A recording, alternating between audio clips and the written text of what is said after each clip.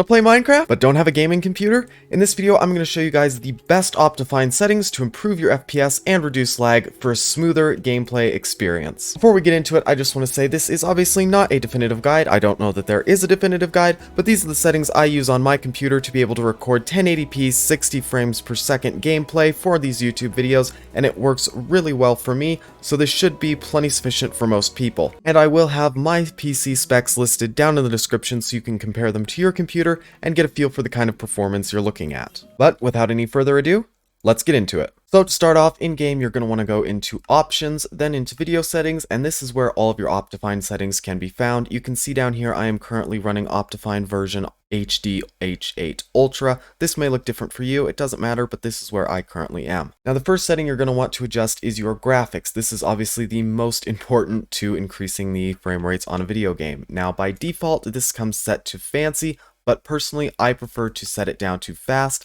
It's a little bit lower quality, but not that much difference for the average player, and it really makes the game run a lot faster. The next setting you're going to want to adjust is the smooth lighting. This just smooths out the lighting, makes things look smoother. It's pretty self-explanatory setting. By default, this one comes set to maximum. I like to set it down all the way to off. Once again, there is a little bit of a noticeable difference, but it's not that much, and even in recording YouTube videos, it's not that unpleasant to look at. Moving over to the other side of the screen, the next setting to adjust is your render distance. Now, if you don't know what the render distance is, that is basically just how far out the game renders video. So that is how far away you can see before the fog sets in, before you basically see the in-game horizon line.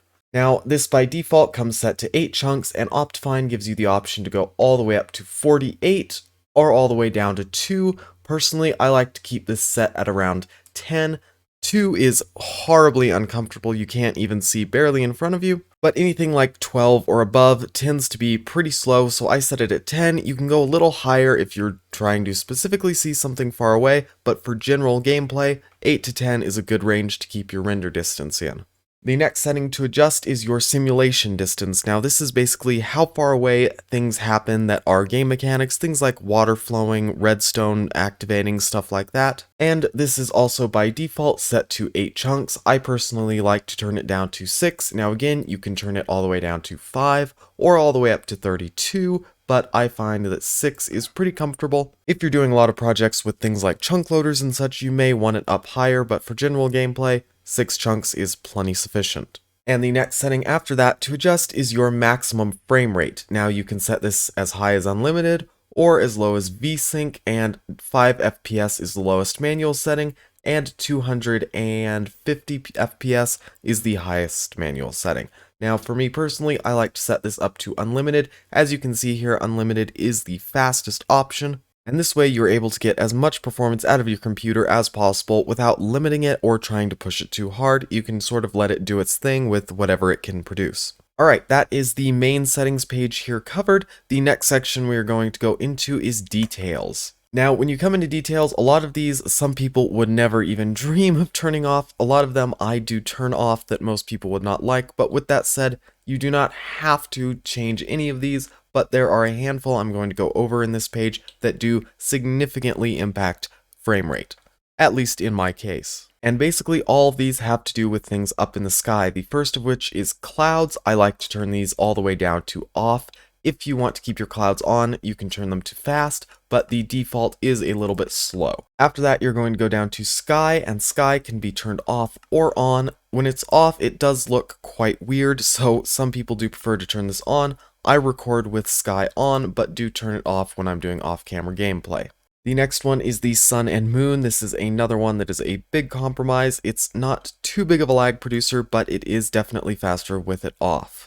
You also have the option over here to turn off the stars, and at this point, basically everything in the sky is non-existent. The final setting I would suggest adjusting is the fog. By default, this is set to fancy. You can turn it off completely. I prefer to have it off, especially in the nether. It makes it much easier to see, but if you want, you can leave it on in the overworld. So that is all of the settings I want to cover in the details page. Next, we can go out of that and go straight down to animations. Now, each one of these animations is going to impact your frame rate and how fast the game runs. If you'd like, you can turn them all off or leave them all on. Now, each one of these, as I said, can impact lag, but the only one I strongly recommend everyone change is the particles button down here. And this one I like to turn all the way down to minimal. All is all particles, obviously decreased is a little bit less, and then minimal is the minimal amount of particles that the game produce. And particles are things from like spore blossoms and nether portals and enchanting tables, things like that, and many of those you can control individually with these buttons. If there are any of these you can live without, I do strongly recommend you turn them off, just because every little one of these does compound on the other, and it does add up to having quite an effect on your frame rate. And that is it for the animation settings page. Next, we can go out of that and jump straight over to performance.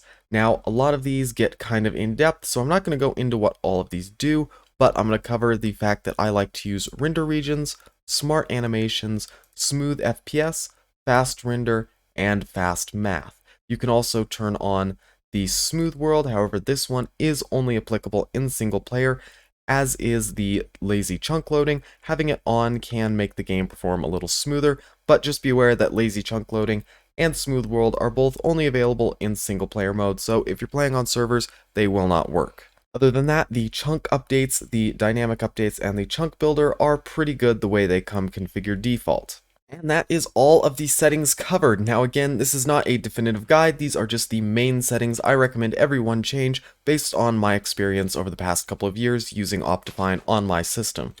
And that just about wraps it up. I hope you found this short little tutorial helpful. If you did, give it a like down below so it can help more people. And this video pretty well glossed over everything, so if you'd like to see a more in-depth video in the future, consider leaving a comment down below telling me if that is something you'd be interested in. With all of that said, I hope you have a good rest of your day.